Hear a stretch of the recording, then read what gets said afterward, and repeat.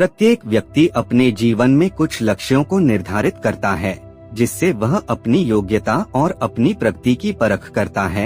यदि लक्ष्य हासिल नहीं होते हैं तो वह अपनी कमियों को देखता है, उसमें सुधार करता है और फिर उन लक्ष्यों को हासिल करने की कोशिश करता है। कई लोग अपने लिए लक्ष्यों को निर्धारित करते हैं और उसको पाने के लिए रणनीति भी बनाते हैं, लेकिन वे असफल होते हैं।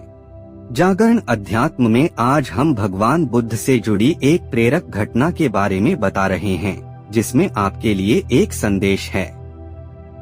भगवान बुद्ध को जब ज्ञान की प्राप्ति हो गई तो फिर वे संसार को उस ज्ञान से आलोकित करने निकल पड़े। भगवान बुद्ध किसी गांव में जीवन के विभिन्न आयामों पर प्रतिदिन व्याख्यान देते। उनके प्रवचनों में जीवन का सार छिपा रहता। उनकी बातों को लोग बहुत ही गौर से सुनते थे। एक व्यक्ति जिसका नाम किशन था, वह बिना नागा किए उनके व्याख्यान सुनता।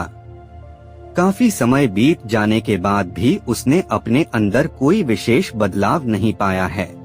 इससे परेशान होकर वह एक दिन बुद्ध के पास गया और बोला कि वह लंबे समय से एक अच्छा इंसान बनने के लिए उनके प्रवचनों को सुनता रहा है, लेकिन इससे उसे कोई विशेष लाभ नहीं हुआ। वह एक अच्छा इंसान नहीं बन पाया, उसमें कोई बदलाव नहीं आया है। उसकी बातों को सुनकर बुद्ध मुस्कुराए।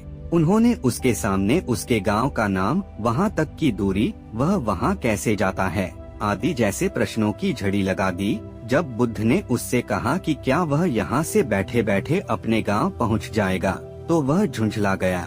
उसने कहा कि ऐसा तो बिल्कुल भी संभव नहीं, उसे वहाँ तक पहुँचने के लिए पैदल चलकर जाना ही होगा। इस पर भगवान बुद्ध ने कहा कि अब आपको अपने प्रश्न का उत्तर मिल गया होगा। यदि आपको अपने गांव का रास्ता पता है, लेकिन इस जानकारी को व्यवहार में लाए बिना वहां नहीं पहुंचा जा सकता है, उसी प्रकार यदि आपके पास ज्ञान है और आप इसको अपने जीवन में अमल में लाए बिना एक बढ़िया इंसान नहीं बन सकते। ज्ञान को अपने व्यवहार में लाना आवश्यक है। इसके लिए आपको दृढ़ निश्चय के साथ निरंतर प्रयास करना होगा। कथा का सार: ज्ञान को व्यवहार में लाए बिना लक्ष्य की प्राप्ति नहीं की जा सकती है।